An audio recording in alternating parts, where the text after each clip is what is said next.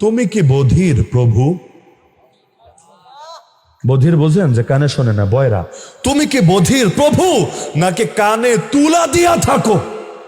এভাবে হুঙ্কার দিয়ে 5 বার মাইক্রোফোনে, এভাবে হুঙ্কার দিয়ে 5 বার মাইক্রোফোনে কেন মুয়াজ্জিন হাঁকিতেছে?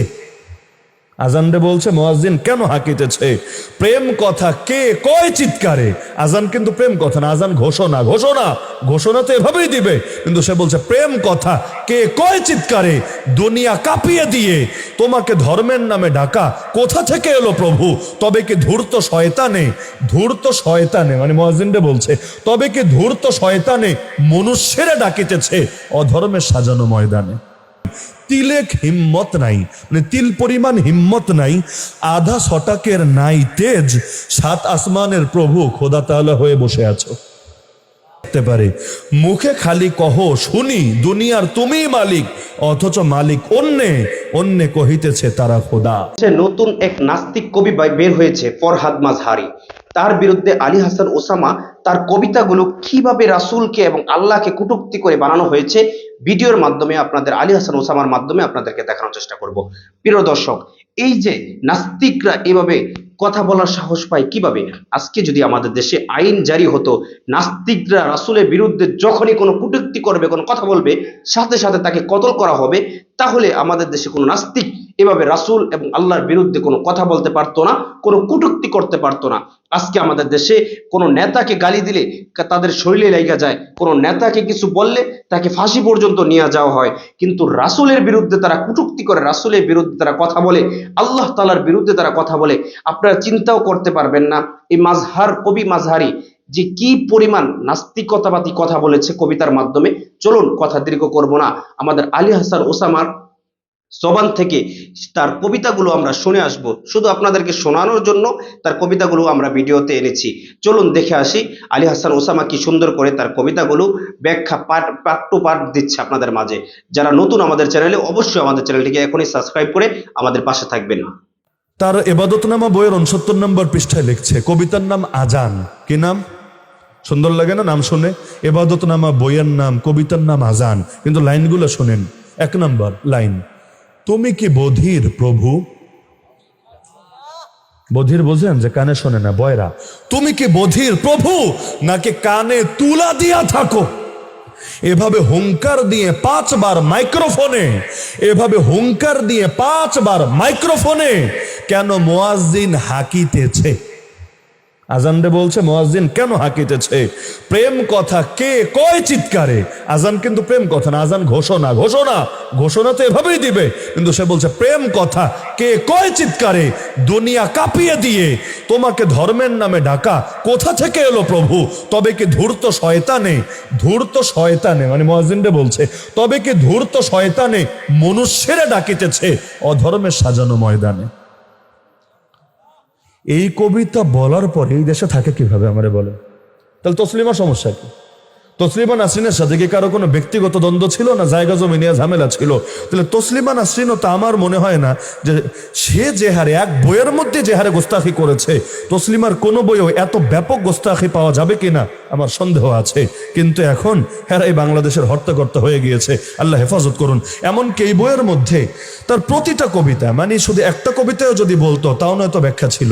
আর একটা কবিতার নাম দিয়েছে দুনিয়া রেজিস্ট্রি করো, দুনিয়া রেজিস্ট্রি করো। আমি শুধু উদাহরণ হিসেবে বলছি, না এগুলো বলতেও বিবেকে বাঁধে, লজ্জা লাগে। কিন্তু কি বা করার আছে? এগুলো বইলাও এই দেশে মাস্তানি করতে পারে, তাও হইতে জনতার উপর ছড়ি ঘোরাতে পারে। কি আজীব এক দুনিয়া চলে আসলাম। দুনিয়া রেজিস্ট্রি করার মধ্যে লিখেছে 1 নম্বর লাইন, তিলেক হিম্মত নাই, মানে তিল পরিমাণ হিম্মত নাই, আধা শটাকের নাই তেজ, 7 আসমানের প্রভু খোদা তাআলা হয়ে বসে আছো। রক্তে আগুন জ্বলে না? এগুলো শোনার পর কে স্থির থাকতে পারে? মুখে খালি কহ শুনি দুনিয়ার তুমি মালিক, অথচ মালিক অন্যে, অন্যে কহিতেছে তারা খোদা। এমনকি ইব্রাহিম আলাইহিস সালাম যে কোরবানি দিয়েছিলেন পুত্ররে, এইটারে পর্যন্ত এমন বিকৃতভাবে উপস্থাপন করেছে, এগুলো ব্যাখ্যাও করা লাগে না। ন্যূনতম আকল থাকলে, সুস্থ মস্তিষ্ক থাকলে যে কেউ বোঝে এবং কি করণীয় এটা নবীর জামানার ওই হাদিসগুলো সামনে রাখলে বুঝে আসে। লিখেছে কোন শালা নিজের গলায় নিজে ছুরি বসাতে পারে? খামাখা আমাকে ভীতু বলে, কি ফল লাভ হবে তোমার? নবী ইব্রাহিমের কথাই ধরো, আল্লাহ বললেন তোমার সবচেয়ে প্রিয় জিনিস কোরবানি দাও। ইসমাইলকে জবাই করতে ধরে নিয়ে গেলেন আল্লাহর নবী, নিজের ছেলেকে, নিজেকে নয়। আল্লাহ ভাবলেন পৃথিবীর সকল বাপেরা তো ইব্রাহিমের মতোই হবে, নিজের আত্মায় ছুরি না চালিয়ে সন্তানের গলায় ছুরি বসাতে সকলেই ওস্তাদ। কিছুদিন পর আর এবাদতের লোক খুঁজে পাওয়া যাবে না। বাধ্য হয়ে ইসমাইলের জায়গায় তিনি দুম্বা জবাইয়ের আদেশ দিলেন। দুম্বা মরুক, তবু বাপদের হাত থেকে সন্তান রক্ষা পাক। নিরীহ গরু ছাগল দুম্বাগুলোর গলায় ছুরির দাগ দেখেই আমি নিজেকে আরো ভালোবাসতে শিখেছি। তুমি সেই ভালোবাসাকেই খামাখা ভয় বলে শনাক্ত করো। মনুষ্য জীবনে কিসের ভয় আছে? শুধু নিজের জন্য গভীর ভালোবাসা। কি হলো? নবী ইব্রাহিম আলাইহিস সালামের শানের চাইতে বড় গোস্তাখে কি হতে পারে যে আল্লাহ নাকি তারে নিজেরা জবাই করতে বলেছেন? এমন কি যেই ব্যাপারে কোনো ছাড় চলে না, নিজের মায়ের কেউ গালি দিলে কেউ চুপ করে বসে থাকতে পারে? আম্মাজান খাদিজা রাদিয়াল্লাহু নিয়ে আস্ত কবিতায় লিখেছে, বিবি খদিজা নামে, খাদিজাও না, বিবি খদিজা নামে, বিবি খদিজার নামে আমি এই পদ্মটি লিখি, বিসমিল্লাহ কহিব না, শুধু খদিজার নাম নেব। প্রভু অনুমতি দাও, গোস্সা করিও না, একবার শুধু তার নামে এই পদ্মখানি লিখিব মাহবুদ। নবীজির নাম উহু, তার নামও নেব না মালিক, শুধু খদিজার নামে, অপরূপ খদিজার নামে। একবার দুনিয়ায় আমি সব নাম ভুলে যাব, তোমাকেও ভুলে যাব নবীকে আমার। একমাত্র তিনি প্রভু, একমাত্র তার চাকুরিতে উট ও ব্যবসা লয়েছিল মোর নবীজি বহাল। তুমি ডাট মারিও না, আল্লাহকে বলছে তুমি ডাট মারিও না। নবী ছিল তোমার হাবিব, কিন্তু খদিজার ছিল বেতনের বাধা কর্মচারী। সব নারী জানে তুমি খাটো হয়ে আছো এইখানে তোমার খাতিরে, তবু প্রকাশ্যে তা জাহির করে না। এগুলো বলার পর এর বিরুদ্ধে কি মামলা হয়েছে, কি অ্যাকশন হয়েছে? অথচ এই দেশের কোনো বড় নেতারা নিয়ে যদি একটা কথা ওয়াজ করতে গিয়েও করে এদিক থেকে সেদিক হয়, ওই হুজুরের বিরুদ্ধে কি অ্যাকশন হবে বলেন? অথচ নবীকে গালি দেওয়া হচ্ছে। মক্কার যুগের কথা, মদিনার যুগের কথা বলছি না।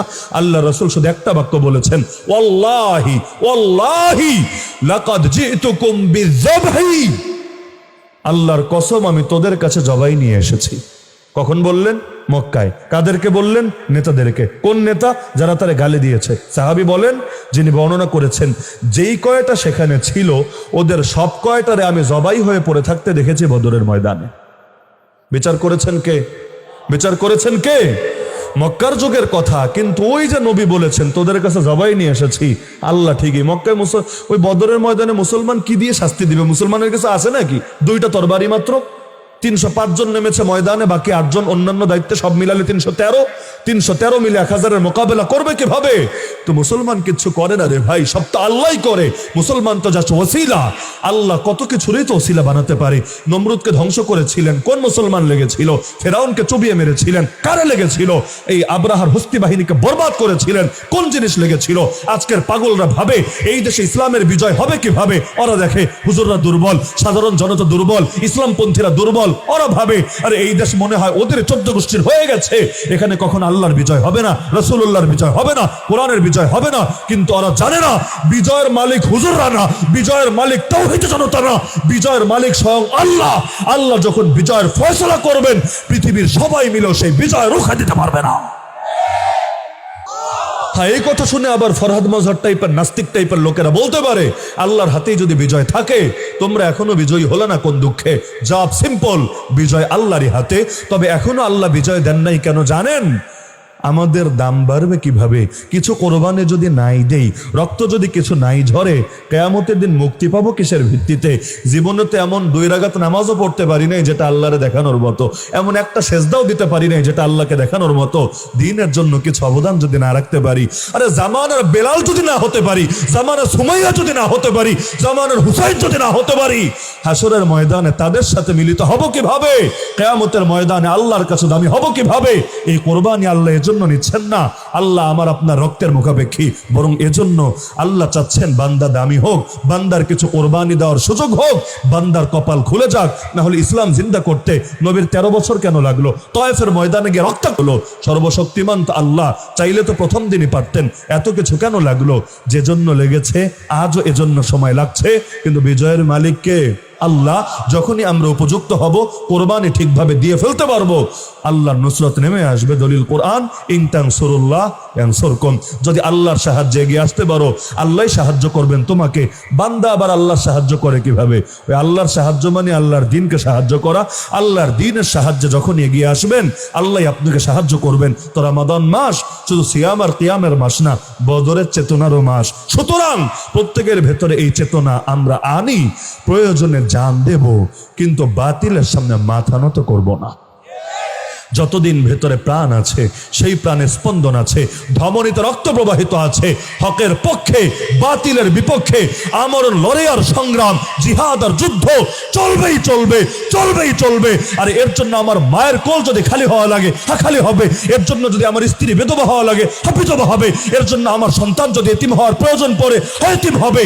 কিন্তু এই কল্লা কাটা যেতে পারে বাতিলের কাছে, জিন্দা থাকতে এই কল্লা নত হতে পারে না আল্লাহ ছাড়া দ্বিতীয় কারো সামনে। মনে থাকবে তো ইনশাআল্লাহ। জীবন কয়টা, সুযোগ কয়টা, হাতছাড়া করা যাবে না। একটা জীবন দিয়ে দিনের জন্য কিছু করা লাগবে। বাচ্চা মুআজ আর মুআওয়াজ যদি পারে, 18 বছরের ওসামা বিন জায়েদ যদি পারে, 17 বছরের মোহাম্মদ বিন কাসেম যদি পারে, আপনি পারবেন না কেন? ইতিমধ্যে হায়াতের হয়তো কয়টা দিনে বাকি আছে, অধিকাংশ দিন হয়তো চলেই গেছে। জীবনটা বেঁচে দেন আল্লাহর কাছে, পারবেন না?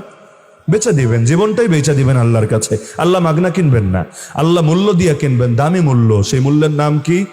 জান্নাত। জান্নাত, আল্লাহ জান্নাতের মাধ্যমে মুমিনের জানমাল কিনে নেন। সূরা তাওবায় আল্লাহ স্পষ্ট জানিয়েছেন। সুতরাং জীবনটা আছেন বেচে দিয়ে আল্লাহর কাছে।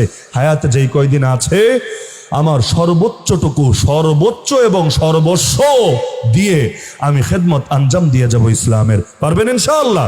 मेरी जिंदगी का मकसद तेरे दीन की सरफराजी, मैं इसीलिए मुसलमान, मैं इसीलिए नमाजी, फना फिल्लाह की तह में बका का राज मुजमर है, जिसे मरना नहीं आता उसे जीना नहीं आता। वमा अलैना इल्ला अल बलागुल मुबीन व आखिरु दावाना अनिल हम्दुलिल्लाहि रब्बिल आलमीन।